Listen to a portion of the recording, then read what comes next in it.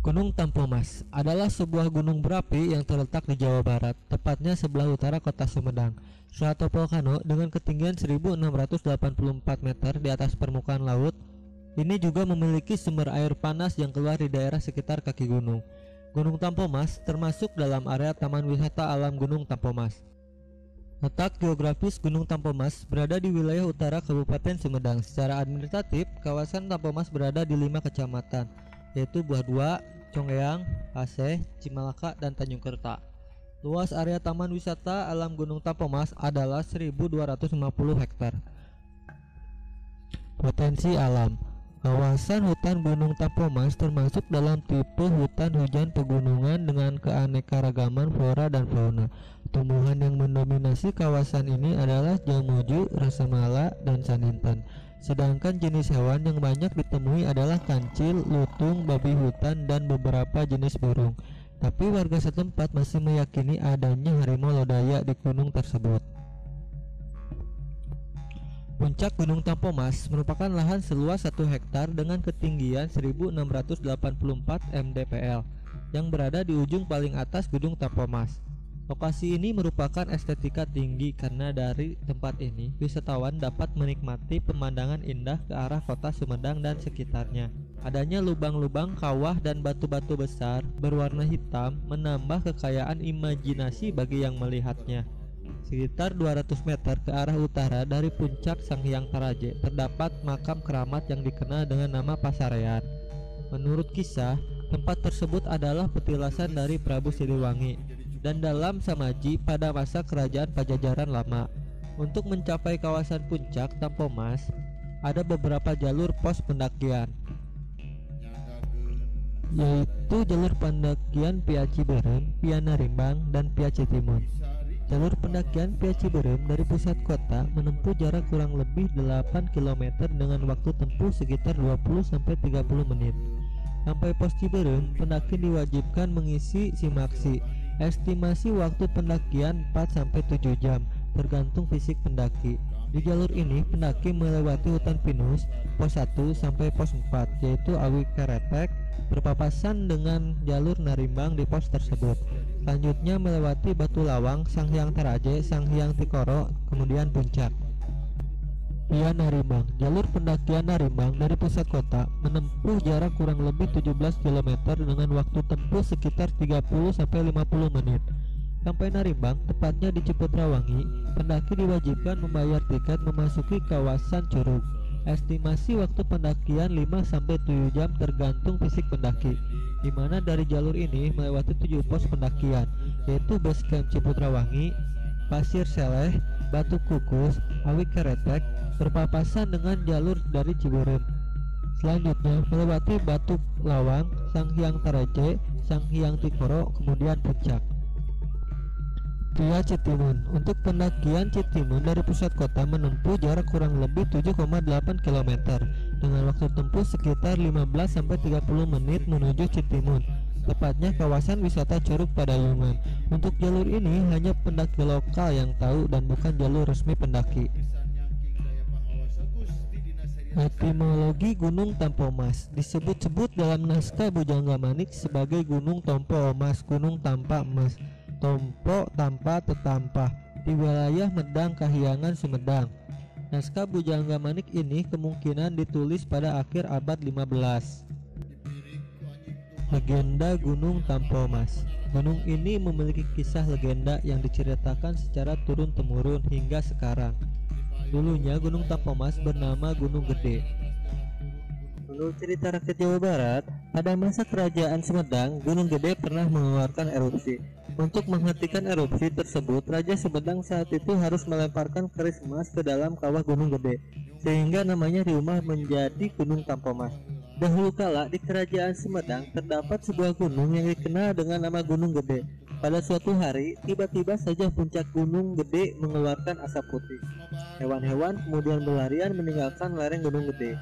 Bukan hanya itu, tidak lama kemudian sebuah gempa mengguncang di daerah sekitar Gunung Gede. Gunung Gede meletus sedemikian hebatnya, suaranya menggelegar hingga terdengar di seluruh penjuru kerajaan Sumedang. Raja Sumedang yang berada di istana pun terkejut dengan suara letusan Gunung Gede.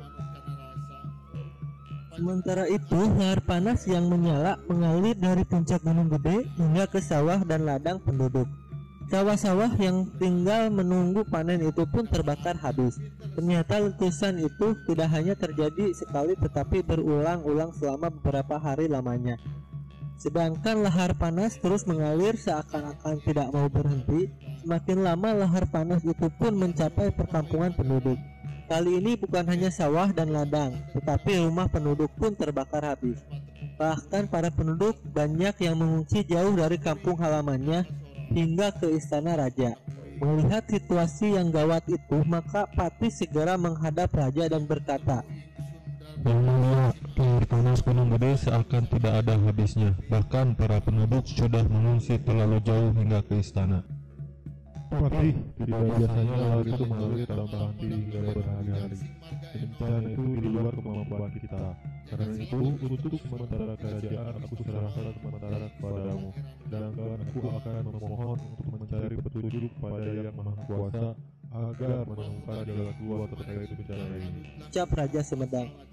Raja Sumedang yang cemas dengan keadaan rakyatnya itu pun memasuki bilik khusus untuk bersemedi. Tengah malam dalam semedinya yang sangat khusyuk, Raja Sumedang mendapat petunjuk. Lemparkan keris emas peninggalan nenek moyang ke dalam kawah Gunung Gede, maka aliran laharnya akan berhenti dan gunung itu akan kembali tenang. Raja pun kembali dan berkata kepada patihnya, Patih, aku mendapat sebuah petunjuk. Gunung Gede akan tenang jika dilemparkan keris emas ke kawahnya. Patih pun langsung menjawab, Yang mulia, biar hamba yang akan melakukannya. Sekarang juga hamba akan ke puncak Gunung Gede dan melemparkan keris emas itu. Tidak, Patih. Keselamatan rakyat adalah tanggung jawabku sebagai raja. Aku sendiri yang akan berangkat ke Gunung Gede. Jika aku tidak selamat, maka kamulah yang bertanggung jawab memegang kendali kerajaan. kata Raja Sumedang. Malam itu juga tanpa membawa pengawal, Raja Sumedang menaiki kudanya menuju Gunung Gede. Hati sang raja sangat sedih melihat rumah-rumah penduduk yang habis terbakar akibat lahar panas Gunung Gede. Ketika perjalanan semakin menanjak, Raja Sumedang turun dari kudanya. Jika sampai matahari terbit aku tidak kembali, kau kembalilah ke istana. Tapi akan tahu bahwa aku tidak selamat dari gunung ini. Ucap Raja Sumedang kepada kudanya. Raja Sumedang yang dituntut untuk keselamatan rakyatnya pun segera berlari di antara aliran lahar panas yang membakar. Rasa takutnya telah hilang karena cemas memikirkan nasib rakyat. Perjalanan dengan mempertaruhkan nyawa itu berhasil dilalui oleh Raja Sumedang. Sejenak dia berdiri di tepi kawah gunung yang merah menyala. Kau gunung gede, terimalah keris emas peninggalan nenek moyangku ini. Petunjuk yang didapat oleh Raja Sumedang dari hasil semedinya ternyata benar. Tidak membutuhkan waktu lama, kawah yang seolah-olah marah itu perlahan-lahan menjadi tenang. Aliran panas itu pun berhenti.